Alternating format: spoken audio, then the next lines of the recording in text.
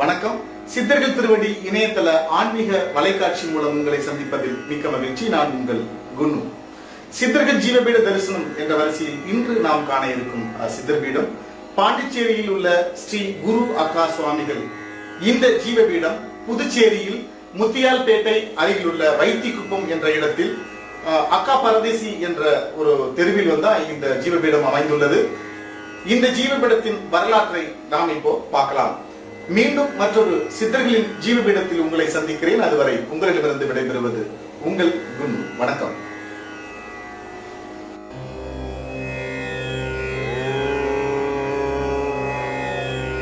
நம சிவாய.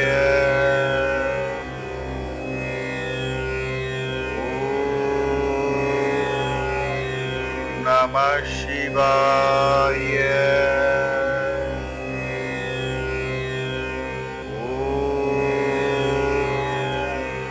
நம சிவாய.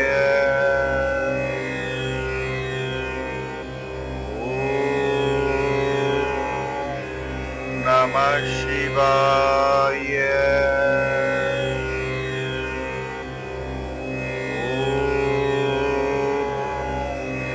நம சிவாய.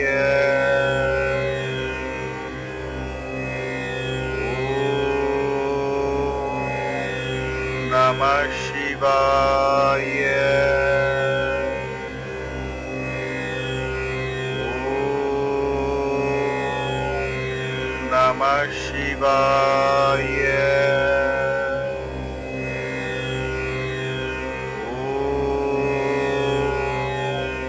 நம சிவாய.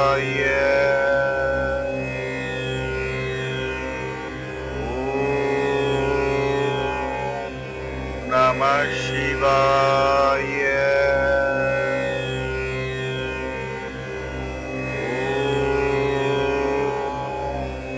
நம சிவாய.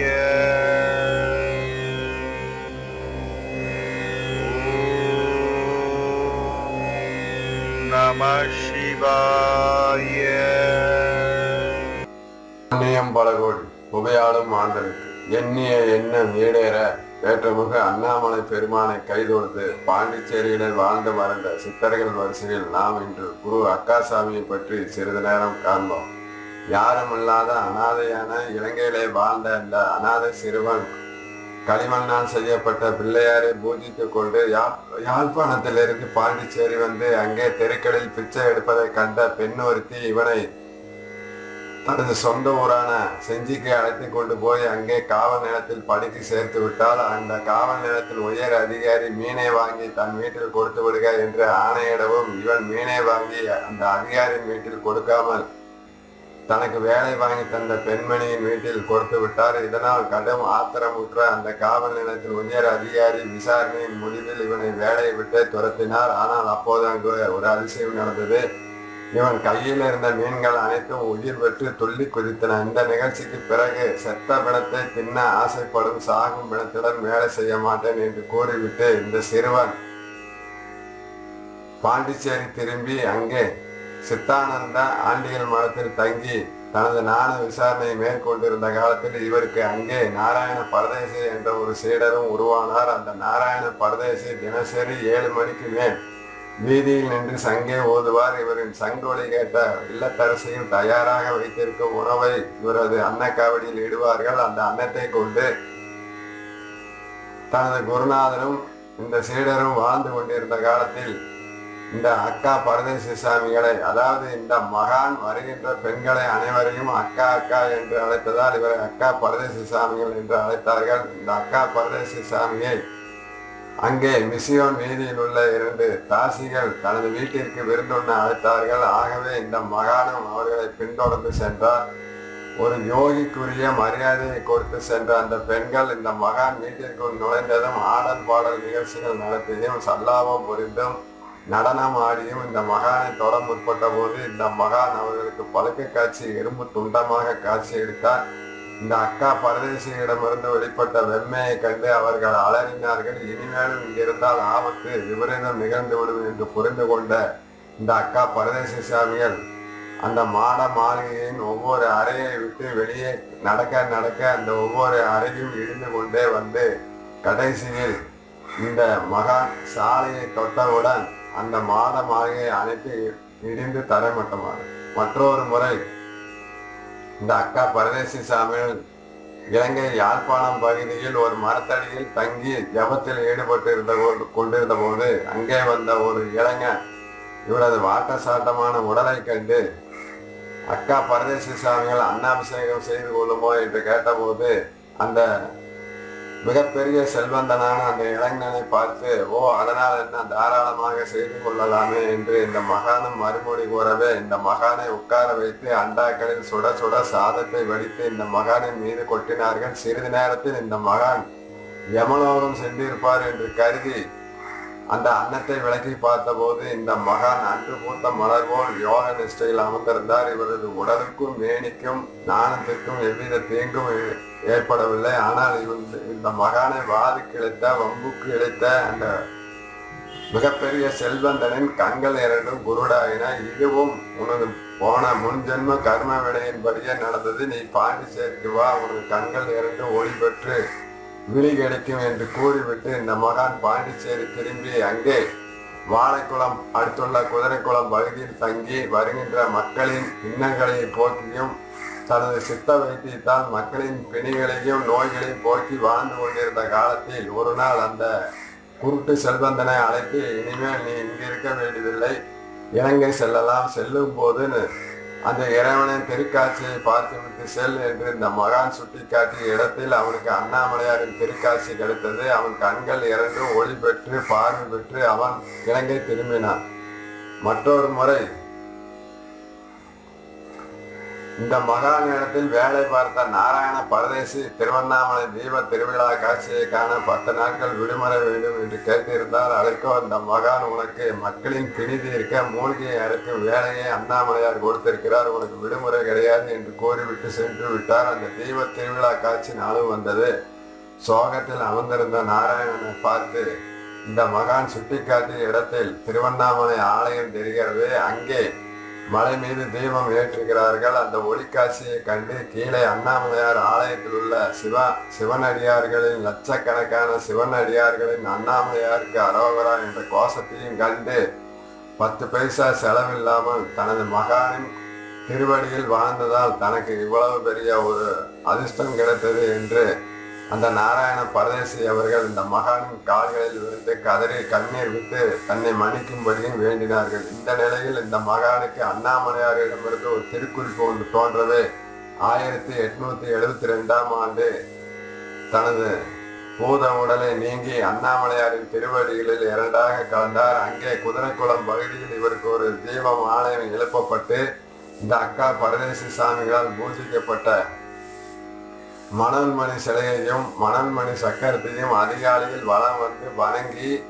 அவரின் சீடரான நாராயண பரதேசியால் அந்த ஜீவ ஆலயம் நல்ல முறையில் சிறப்பாக பேணி காக்கப்பட்டு அங்கே வருகின்ற மக்களின் நோய்களையும் பிணிகளையும் நாராயண பரதேசி அவர்கள் போக்கிக் கொண்டிருந்த காலத்தில் அவருக்கும் தனது குருநாதரான அக்கா பரதேசியிடமிருந்து அழைப்பு வரவே அவரும் ஒரு நாள் யோகத்தில் அமர்ந்தவாறு தனது குருநாதரின் திருவடிகளில் 2ஆக கலந்தார். இந்த மகானின் ஜீவ சமாதியும் அங்கே அக்கா பரதேசின் ஜீவ சமாதி ஆலயத்தில் வலப்புறத்தில் அமைந்துள்ளது. இந்த அக்கா பரதேசி சாமிகள் பூஜித்த மண் பிள்ளையார், சாலை பிள்ளையார் என்ற திருநாமத்துடன் பாண்டிச்சேரி அண்ணா சாலையில் உள்ள கண்டன் வணிக வளாகத்திற்கு அருகில் கோயில் கொண்டுள்ளார். இந்த சாலை பிள்ளையாரையும் மகாகவி பாரதியார் தரிசித்ததாகவும் ஒரு வரலாறு உண்டு. சித்தர்களின் ஜீவ சமாதியை வணங்குவதால் முன்னோர்களின் சாபங்களும் பித்ரு தோஷமும் நாம் அறிந்தோ அறியாமலோ செய்த பாவங்களும் விலகும் என்று கூறி இந்த செய்தியை கேட்டவரும் கண்டவரும் என்னப்பன் திருவண்ணாமலையில் உரையும் உண்ணாமலை உடனமர் அண்ணாமலையாரின் அருளுக்கு பாத்திரம் ஆக வேண்டும் என்று கூறிக்கொண்டு சித்தர்கள் திருவடி இணையதள வலைக்காட்சி நிகழ்ச்சிக்காக மேட்டுப்பாளையத்திலிருந்து செந்தில்குமார். ஓம் நமச்சிவாய். வணக்கம். நாங்கள் சித்தர்கள் திருவடியிலிருந்து இணையதள வலைக்காட்சி வரோம்.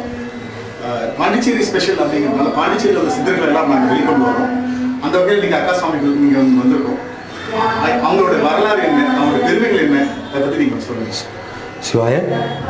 ஓம் நமோ பகவதே சர்வகுணசக்தியுக்தாய திரிகாலஜானாய சர்வ அபஸ்மார விதாரணாய சகலகாரிய ஜெயப்பிரதாய ஸ்ரீ குரு அக்கா சுவாமினே நமோ நம. ஸ்ரீ குரு அக்கா சுவாமிகள் யாழ்ப்பாணத்திலிருந்து புதுச்சேரிக்கு வந்திருக்காங்க. யாழ்ப்பாணத்தில் இருந்து வாழ்ந்தவங்க. இவங்க வந்து 1870 இங்கே சமாதியாக இருக்காங்க. அக்கா சாமி புதுச்சேரியில் 1870ஆம் ஆண்டு ஆனி மாதம் உத்திர நட்சத்திரத்தில் சமாதியாக இருக்காங்க. அதுக்கு முன்னாடி இவங்க யாழ்ப்பாணத்தில் குருவிட பல பாடங்கள் பயின்று வந்திருக்காங்க. பாடங்கள் பயிலும்போது இவருக்கும் குருமகானுக்கும் ஒரு சில நேரங்களில் வாக்குவாதங்கள், முரண்பாடான கருத்துக்கள் ஏற்படுறது உண்டு. ஒரு சமயம் அந்த முரண்பாடான கருத்து பெருசாகி ஒரு வழக்கு மாதிரி ஆகி ஊர் சபையில் போய் முறையிடக்கூடிய சூழ்நிலை வந்ததுங்க. அதன்படி ஊர் சபையில் முறையிடும் போது ஊர் சபையினர் என்ன பண்ணாங்கன்னா, 2 பேருமே ஞானியாக இருக்கீங்க, உங்களுக்கு தீர்ப்பு சொல்லக்கூடிய அளவுக்கு எங்களுக்கு யாருக்கும் தகுதி இல்லை, அதனால் பச்சை கற்பூரத்தை கண்ணில் கட்டிக்கிட்டு 3.25 நாழிகை தவம் இருந்து 3.25 நாழிகை தவம் இருந்து அதன் பிறகு பார்க்கலாம் அப்படின்னு சொல்லிட்டு சொன்னாங்க. அதன்படி 2 பேரும் பச்சை கற்பூரத்தை கண்ணில் கட்டிக்கிட்டு 3.25 நாழிகை தவத்தில் உட்காந்தாங்க. அதை முடித்து 3.25 நாழிகை முடிந்ததுக்கப்புறம் கட்டை பிரிக்கும் போது குருவுடைய கண்கள் பழுதடைந்தது, இவருடைய கண்கள் பல மடங்கு பிரகாசமாக இருந்தது. அதனால் இவர் சொன்னதுதான் சரி அப்படின்ட்டு எல்லாரும் ஏற்றுக்கிட்டு குருவும் ஏற்றுக்கிட்டாரு. குருவே இவரே நீ எனக்கே குருவாக இருந்து உபதேசங்கள் செய்யணும் அப்படின்னு சொல்லிட்டு சிஷ்யனாக சேர்ந்து பாடங்கள் பயிலுகிறாரு. அப்புறம் இந்தியாவுக்கு முதல்ல வரும்போது சிதம்பரத்துக்கு தான் வந்திருக்காங்க. சிதம்பரத்தில் தங்கி இருந்திருக்காங்க. அங்கே வந்து யாசகத்துக்கு போகிறது, பிச்சை எடுத்து சாப்பிட்றது, சாப்பிட்டுட்டு தியானம் பண்ணுறது, திருமூலரை தரிசனம் பண்ணி செய்கிறது. அப்படின்னும் போது திருமூலரை தரிசனம் பண்ணிட்டு ஒரு நாள் இருக்கும்போது ஒரு அம்மா என்ன பண்ணாங்க, யாசகத்துக்கு போகிற வழியில் ஒரு அம்மா யாசகத்துக்கு போகும்போது ஒரு அம்மா செஞ்சியில் காவல்துறையில் காவலர் பணியை வாங்கி தராங்க. அங்கே வந்து ஹெட் கான்ஸ்டபிளாக இருந்து பணியாற்றுறாரு. ஹெட் கான்ஸ்டபிளாக பணியாற்றும் போது மேல் அதிகாரி இவருக்கு என்ன பண்ணுறாருன்னா, ஒரு மீன் வாங்கி துண்டு போட்டு இவர்கிட்ட கொடுத்து இதை வீட்டில் கொடு அப்படின்னு சொல்லிட்டு கொடுக்குறாரு. ஆனால் இவர் அதை கொடுக்காம பக்கத்தில் ஒரு பாட்டி இருந்தாங்க, அந்த பாட்டிக்கிட்ட இந்த மீனை கொடுத்துட்டு காலையில் வாங்கிக்கிறேன் தண்ணியில் போட்டு வைங்க அப்படின்னு சொல்லிட்டு இது பண்ணுறாரு. அதன்படி அவங்க தண்ணியில் போட்டு வச்சாங்க. மறுநாள் காலையில் மீன் வரல அப்படின்ட்டு அந்த அதிகாரி இவரை கண்டபடி திட்டுறாரு. கண்டபடி திட்டும் போது நீங்கள் கொடுத்த மீன் இந்த அப்படின்னு சொல்லிட்டு அந்த 3 உயிர் பிச்சு அவர் கையில் கொடுத்து செத்த பிணத்தை சாப்பிடும், சவுத்து கூட வேலை செய்ய மாட்டேன் அப்படின்னு சொல்லிட்டு உடுப்பெல்லாம் கலைஞ்சிட்டு அங்கேருந்து கிழக்கு நோக்கி வராருங்க. கிழக்கில் இங்கே பாண்டிச்சேரியில் இங்கே நாராயண பரதேசி அப்படின்றவர் இங்கே இருந்தாங்க. அவங்க வந்து கீரப்பாளையம், வம்பா கீரப்பாளையம்னு இருக்குது, அந்த பகுதியை சேர்ந்தவர். கடலில் மீன் பிடிக்கும் தொழில் செய்கிறவருங்க. அது மீன் பிடிக்கும் போது அவருக்கு ஒரு நாள் ஆசிரியர் தோன்றி இந்த மாதிரி உங்களுக்கு குரு வரார், அவர் வந்து மனோன்மணி அம்மன் கோயிலுக்கு கோயில் ஒன்று கட்டுங்க, இங்கே வந்து வாலி ஓலை அப்படின்ற பகுதியில் மனோன்மணி அம்மனுக்கு கோயில் கட்டி அன்னதானங்கள் செய்துட்டு வாங்க, குரு வந்து உங்களுக்கு அருள்பாலிப்பார் அப்படின்னு சொல்லிட்டு சொல்கிறாங்க.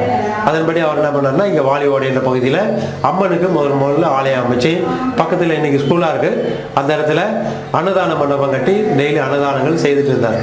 பகல் பொழுதுல அன்னதானம் பண்ணது. அவர் எப்படின்னா பெரிய பெரிய பாறாங்கல்ல காலில் கட்டிக்கிட்டு சங்கிலியால் கட்டிக்கிட்டு பின்னோக்கி நடக்கிறது. நடக்கும்போது யாராவது அவரை கூப்பிட்டாக்கா அவங்க வீட்டுக்கு போய் சாப்பிடும்போது அவங்க கிட்ட 9 பணம் தட்சிணையாக வாங்குறதுங்க. 9 பணம் தட்சிணையாக வாங்கி அதை கொண்டு அன்னதானங்கள் நடத்துறது, இடங்கள் வாங்குறது, இந்த மாதிரியான விஷயங்களுக்கு அதை பயன்படுத்தியிருக்காங்க. அது இல்லாமல் காவிரி எடுத்துட்டு அன்னம் பெற்று எல்லாருக்கும் அமுது படிச்சிருக்காங்க. பகல் பொழுதுல இங்கே அன்னதானம் முடிச்சுட்டு மத்தியான நேரத்தில் மொரட்டாண்டி என்ற பகுதியில் போய் உட்காந்து குரு வராரா அப்படின்னு வெயிட் பண்ணுது. அந்த சமயத்தில் குரு செஞ்சியிலேருந்து வரும்போது இவர் எதிர்கொண்டு போய் எங்களுக்கு அந்த மாதிரி அரசியல் வந்தது, நீங்கள் எங்களுக்கு குருவாக இருந்து இங்கே இருக்கணும் அப்படின்னு சொல்லி கேட்டுக்கிறாங்க. அதன்படி அக்கா அந்த மாதிரி சொல்லியிருந்தால் அப்படியே இருக்க வாடா அப்படின்னு சொல்லிட்டு வந்து இங்கே வந்து தங்கிட்டாரு. இங்கே வந்து அம்பாளை தரிசனம் பண்ணதுக்கப்புறம் அவருடைய ஞானம் பிரகாசமாகி அவர் பல சித்துக்கள் செய்திருக்காங்க. பிரதானமாக இங்கன்னா வைத்தியங்கள் செய்திருக்காங்க. வைத்திய சாஸ்திரம் பண்ணி சித்த வைத்தியம் பண்ணியிருக்காங்க.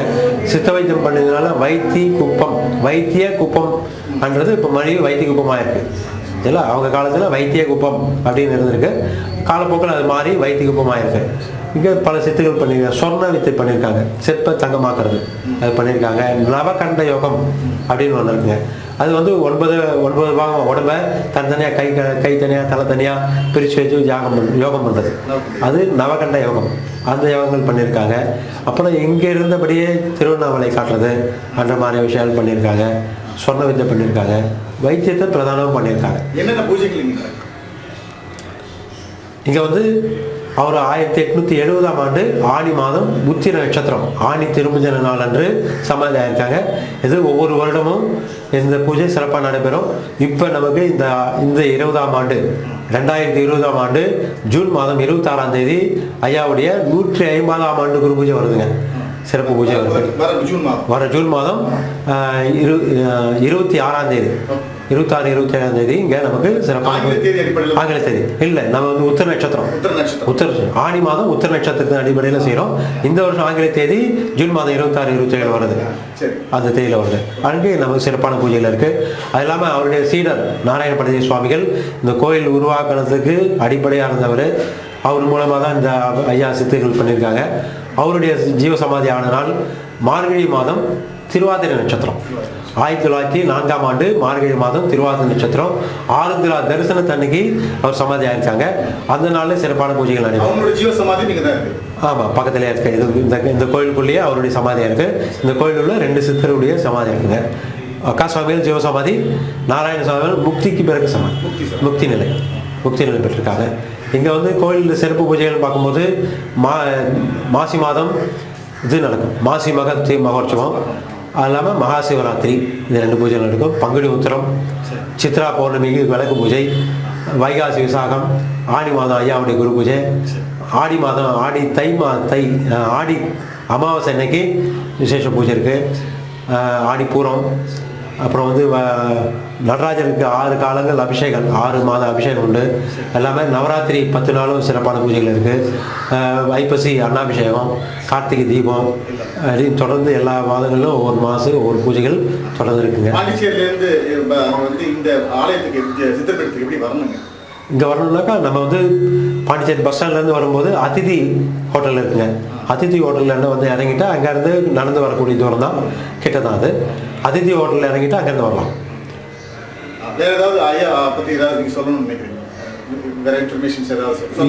இங்கே வந்து பல அற்புதங்கள் நடத்தியிருக்காங்க ஐயா, சரிங்களா. இப்போ சமீபத்தில் கூட பல சித்துகள் நடந்திருக்காங்க. இங்கே யார் வந்து என்ன வேண்டிட்டு போகிறாங்களோ வேண்டுனது வேண்டபடி நடக்கக்கூடிய ஒரு க்ஷேத்திரமாக இருக்குங்க. அது இல்லாமல் பித்ரு சாபங்கள் நிவர்த்தி பண்ணுறதுக்கு இங்கே வந்து பல பேர் பூஜை பண்ணிட்டு போயிருக்காங்க. அதெல்லாம் நாகத்துக்கு ஒவ்வொரு வாரமும் சனிக்கிழமையில் நம்ம இந்த பூஜை பண்ணுறோம்.